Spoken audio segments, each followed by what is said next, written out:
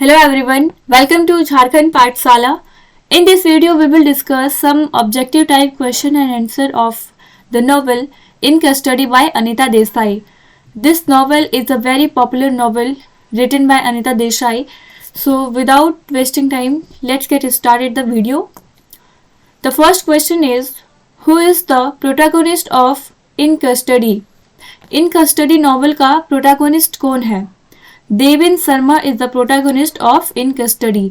इन Custody novel का जो protagonist है वो है Devendra Sharma. In which Indian city is the story primarily set. तो ये जो स्टोरी है नॉवल की स्टोरी वो कौन सा सिटी में सेट है? तो इसकी जो सेटिंग रखी गई है वो है मीरपुर इंडिया में. The story is primarily set in the city of Mirpur in India. अब बढ़ते हैं हम लोग थर्ड क्वेश्चन की ओर. What is Devendra Sharma's occupation? Devendra Sharma का ऑक्यूपेशन क्या था? Devendra Sharma is a teacher and lecturer of Hindi. तो देवेंद्र शर्मा एक टीचर थे और एक प्रोफेसर थे, और ये प्रोफेसर थे किस चीज के? तो हिंदी लैंग्वेज के. Who is Noor and why he is significant in the story? अब पूछा जा रहा है कि नूर कौन है और इस स्टोरी में वो सिग्निफिकेंट क्यों है. Noor is a famous Urdu poet and is significant in the story because Devendra Sharma's goal is to interview and record his poetry. तो नूर शाहजहानाबादी जो है वो एक फेमस उर्दू पोएट है और इनका जो रोल है इस नॉवल में वो सिग्निफिकेंट रोल प्ले करते हैं, क्योंकि देवेंद्र शर्मा जो है हमारा सेंट्रल कैरेक्टर इस स्टोरी का, उसका गोल होता है नूर शाहजहानाबादी का एक इंटरव्यू लेना और उनके पोइट्री को रिकॉर्ड करना. हमारा फिफ्थ क्वेश्चन है, what is Devendra motivation for wanting to interview Noor? तो देवेंद्र शर्मा का मोटिवेशन क्या है? वो इंटरव्यू लेना क्यों चाहता है? नूर शाहजहानाबादी का इंटरव्यू क्यों लेना चाहता है देवेंद्र शर्मा? तो इसका आंसर देखते हैं. Devendra is motivated to interview Noor because he believes it will help him gain recognition and success as an Urdu writer and teacher. तो देवेंद्र शर्मा क्या है? वो एक वैसे तो देवेंद्र शर्मा एक हिंदी प्रोफेसर हैं, बट देवेंद्र शर्मा को उर्दू पोइट्री पढ़ना बहुत पसंद है. वो चाहते थे उर्दू के ही प्रोफेसर बनना, बट अनफॉर्चुनेटली उन्हें हिंदी को चूज करना पड़ा क्योंकि उनकी फैमिली कंडीशन ठीक नहीं थी. अब हमारा sixth question, who assist Devendra in his quest to meet Noor and what role does she play in the story? Devendra Sharma को नूर साहब से मिलने के टाइम कौन असिस्ट करता है, कौन हेल्प करता है उनकी, and what role does she play in the story, और वह क्या रोल प्ले करती है इस स्टोरी में. Noor's wife Imtiaz Begum assist Devendra in his quest to meet Noor. तो जो नूर की वाइफ है इम्तियाज बेगम, वो असिस्ट करती है देवेंद्र शर्मा को कि वो नूर साहब से मिले और उनका इंटरव्यू ले. She plays a critical role in helping Devendra reach Noor and facilitating his interviews. वो एक इम्पॉर्टेंट रोल प्ले करती है कि देवेंद्र शर्मा जो है वो नूर साहब तक पहुंचे और उनका इंटरव्यू ले.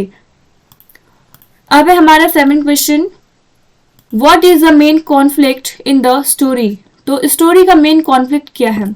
The main conflict in the story is Devendra's struggle to secure an interview with Noor despite various obstacles and misunderstandings. तो इस नॉवल का जो मेन कॉन्फ्लिक्ट है वो है देवेंद्र शर्मा का स्ट्रगल. किस चीज के लिए स्ट्रगल? तो to secure an interview with Noor, कि वो नूर साहब के साथ एक सुरक्षित इंटरव्यू कर सके despite various obstacles and misunderstandings. इतने सारे वेरियस ऑब्स्टिकल्स, बहुत सारी परेशानी और मिसअंडरस्टैंडिंग के बावजूद भी वो नूर साहब के साथ एक इंटरव्यू लेना चाहते थे. What is the significance of Urdu poetry in the novel? अब पूछा जा रहा है कि इस नॉवल में उर्दू पोइट्री का क्या सिग्निफिकेंस है, क्या महत्व है. Urdu poetry, particularly Noor's poetry, represents a cultural and linguistic divide in the story. तो उर्दू पोइट्री जो है, स्पेशली अगर बात करें तो नूर साहब की पोइट्री, वो रिप्रेजेंट करती है कल्चरल और लिंग्विस्टिक डिवाइड को, मतलब कि सांस्कृतिक और भाषाई विभाजन को इस स्टोरी में रिप्रेजेंट करती है उर्दू पोइट्री। अब देखते हैं हम लोग 9th क्वेश्चन को। Question number 9, how does the novel explore the theme of cultural identity? In Custody जो नॉवल है वो किस तरह से कल्चरल आइडेंटिटी को एक्सप्लोर करता है, कल्चरल आइडेंटिटी के थीम को किस तरह से एक्सप्लोर करता है ये नॉवल? तो हमारा आंसर है, the novel explores cultural identity through the characters struggle with language, tradition and the changing cultural landscape of India. तो नॉवल के जो कैरेक्टर्स है उनका स्ट्रगल चल रहा होता है लैंग्वेज के साथ, ट्रेडिशन के साथ और changing cultural landscape of India के साथ, मतलब कि भारत का जो बदलता हुआ परिदृश्य है और जो ट्रेडिशन है, परंपरा है और लैंग्वेज, भाषा, इन सब के साथ इस नॉवल के जो कैरेक्टर्स है उनका स्ट्रगल चल रहा होता है और इन सब के थ्रू हमारी जो ऑथर है अनीता देसाई, वो एक्सप्लोर करती है कल्चरल आइडेंटिटी ऑफ इंडिया को। Question number 10, what does the title In Custody symbolise in the novel? In Custody जो टाइटल है वो इस नॉवल में क्या सिंबलाइज करता है? The title In Custody symbolises the idea of being trapped और confined, reflecting the character's emotional and cultural struggle within the story। तो इन कस्टडी टाइटल ये एक्सप्लोर करता है, ये सिंबलाइज करता है ट्रैप्ड को, बीइंग ट्रैप्ड मतलब कि किसी चीज में फंस जाने को, या फिर और कन्फाइंड किसी चीज में सीमाबद्ध रहने को कन्फाइंड कहते हैं। Reflecting the characters emotional and cultural struggles with in the story. इस स्टोरी में हमारे जो कैरेक्टर्स है उनके इमोशनल और कल्चरल स्ट्रगल जो चल रहे होते हैं, इन सारी चीजों से ये नॉवल डील करती है। Question number 11, what role does Murad play in the story and how does he affect Deven's journey to interview Noor? Murad का इस नॉवल में क्या रोल प्ले होता है ये पूछा जा रहा है, और वह किस तरह से अफेक्ट करता है देवेन के जर्नी को इंटरव्यू करने जब जा रहा होता है वो नूर साहब का, तो उस जर्नी में मुराद क्या रोल प्ले करता है, किस तरह से उस इंटरव्यू को अफेक्ट करता है।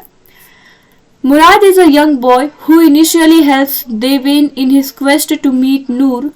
मुराद एक यंग बॉय है जो शुरुआत में तो देवेन का हेल्प करता है नूर साहब तक जाने में। However he becomes a source of frustration and delay for Deven as the story progress.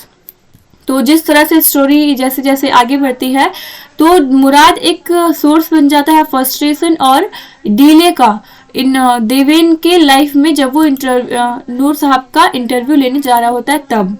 What is the name of Deven's wife? Deven की वाइफ का नाम क्या है? तो देवेन की वाइफ का नाम सरला है। Deven's wife is named Sarla. Question number 13, who is the character who represents the modern, commercial and less culturally aware India in the novel? The character who represents the modern, commercial and less culturally aware India is Murad's employer Farid। वो कौन सा ऐसा character है जो represent करता है modernity को, commercial को और लेस कल्चरली अवेयर इंडिया, मतलब कि सांस्कृतिक गुणों से लेस है, उस इंडिया को कौन रिप्रेजेंट करता है? तो आंसर है फरीद, जो कि है मुराद का employer. Question number 14, what is the role of language in the novel and how does it affect the characters? Language का क्या रोल प्ले हुआ है इस नॉवल में? Language is a central theme in the novel reflecting the characters struggle with linguistic and cultural barriers. It plays a significant role in their personal and professional lifes. Language इस novel में एक central theme के तरह represent किया गया है, जो कि रिफ्लेक्ट करता है कैरेक्टर्स के स्ट्रगल को। किसके साथ स्ट्रगल है? तो लिंग्विस्टिक एंड कल्चरल बैरियर के साथ, भाषाई और सांस्कृतिक बैरियर का जो स्ट्रगल फेस करना पड़ता है कैरेक्टर्स को, उन सारी चीज़ों को ये नॉवल डील करती है। It plays a significant role in their personal and professional lifes. और ये स्ट्रगल एक इम्पॉर्टेंट रोल प्ले करता है उन कैरेक्टर्स के पर्सनल एंड प्रोफेशनल लाइफ्स में। Question number 15, what does the character of Deven symbolise in the context of the novels theme. Character पूछा जा रहा है देवेन का, कि देवेन का कैरेक्टर क्या सिंबलाइज करता है इस नॉवल में इन द कॉन्टेक्स्ट ऑफ थीम्स के कॉन्टेक्स्ट में। Devin symbolizes the individual caught between tradition and modernity, struggling to find his cultural and personal identity in a changing society. तो देविन का जो कैरेक्टर है वो सिंबलाइज करता है कि किस तरह से एक इंडिविजुअल कॉट हुआ है, पकड़ा गया है बिटवीन ट्रेडिशन एंड मॉडर्निटी के बीच में।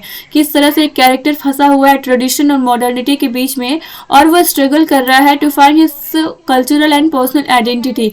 वो अपने खुद के सांस्कृतिक और अपने पर्सनल आइडेंटिटी को खोजना चाहता है, उसके लिए स्ट्रगल कर रहा है इन द चेंजिंग सोसाइटी, इस बदलती हुई सोसाइटी में। क्वेश्चन नंबर 16 है, how does the setting of Mirpur contribute to the story's atmosphere and themes.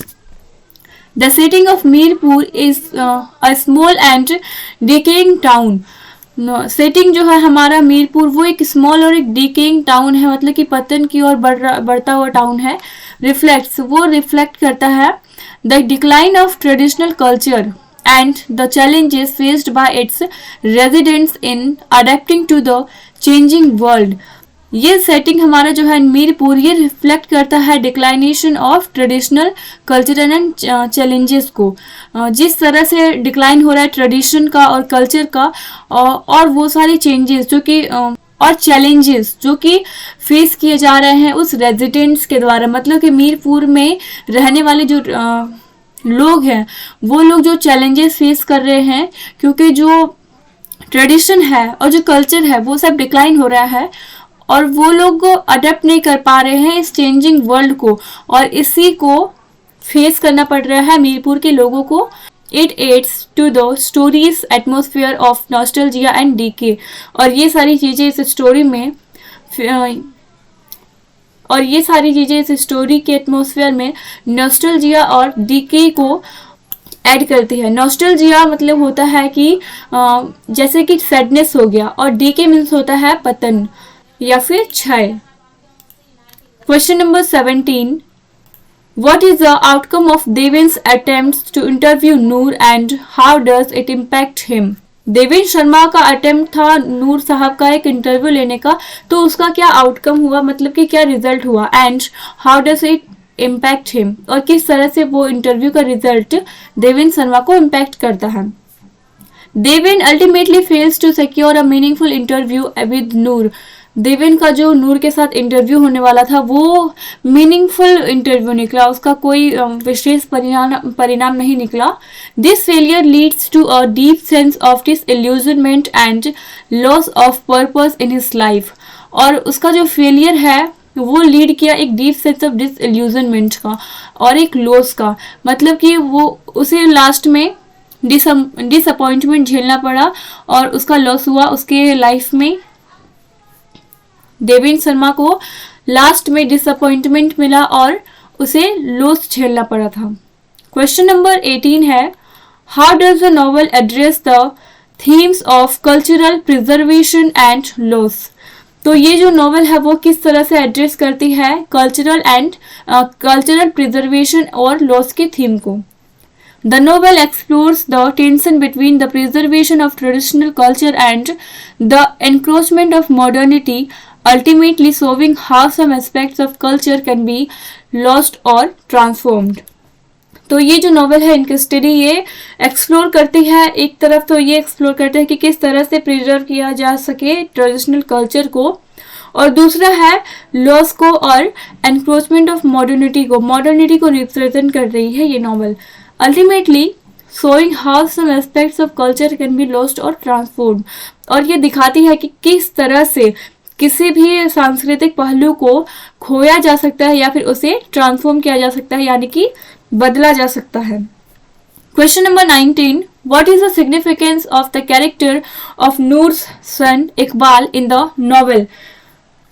इसका आंसर है Iqbal represents the younger generation of their disinterest in the traditional poetry and culture. Iqbal Noor साहब का बेटा होता है, एक यंगर जनरेशन से वो बिलोंग करता है और उसका डिसइंटरेस्ट होता है, मतलब कि उसका थोड़ा सा भी रुचि नहीं होता है ट्रेडिशनल पोइट्री पर और कल्चर पर, बट उसके फादर जो हैं उसका बहुत इंटरेस्ट होता है उर्दू पोइट्री पर। He contrasts with Noor, who embodies the older generation's values and tradition. और अपने पिता के साथ में अगर उसका कंपैरिजन किया जाए तो वो अपने पिता का एक कॉन्ट्रास्ट है, मतलब कि ठीक उसके विपरीत है। Question number 20 and this is the last question of the video. In what way does the ending of the novel leave Devin and the readers with a sense of melancholy and reflection? The novel's ending leaves Devin and readers with a sense of melancholy and reflection as Devin comes to terms with the unfulfilled aspirations and unrealized dreams of his life. 20 number question में पूछा जा रहा है कि किस तरह से ये नॉवल इन कस्टडी, हमारा क्वेश्चन है कि किस तरह से ये नॉवल का एंडिंग लास्ट में देवेन को और रीडर्स को एक मेलेंचली से भर देता है और क्या रिफ्लेक्ट करता है। तो ये जो नॉवल है ये लास्ट में देवेन शर्मा को और रीडर्स को मेलेंचली से भर देता है, थोड़ी उदास कर देता है, और क्योंकि Deven comes to terms with unfulfilled aspirations and unrealised dreams of his life. क्योंकि देवेन शर्मा का जो भी एस्पिरेशंस था, जो भी उसकी आकांक्षाएं थी, वो सब अनफुलफिल्ड रह गई थी, वो सब पूरी नहीं हो सकी थी, और जो ड्रीम्स होते हैं उसके लाइफ में वो सब वो अचीव नहीं कर पाते हैं। इस कारण से देवेन शर्मा भी मेलेंचली से भर जाता है और बाकी रीडर्स भी। तो यहाँ पर हमारा आज का वीडियो खत्म होता है। आई होप कि वीडियो आपके लिए हेल्पफुल रही हो। वीडियो के थ्रू अगर आपका हेल्प हुआ हो तो वीडियो को लाइक और चैनल को सब्सक्राइब जरूर करें and thank you for watching the video.